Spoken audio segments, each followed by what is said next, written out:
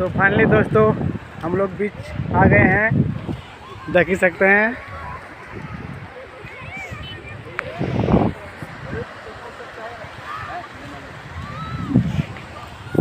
समुद्र का बीच आप लोग को सामने जाके दिखाएंगे।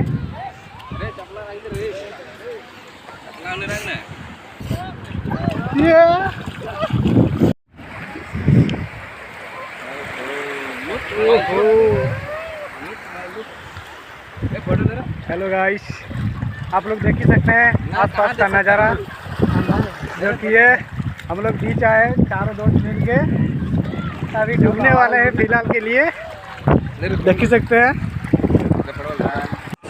बीच का मनोरंजन बीच में आने के बाद ही पता चलेगा मेरे दोस्त कि कैसा कैसा यहाँ पर मनोरंजन किया जाता है।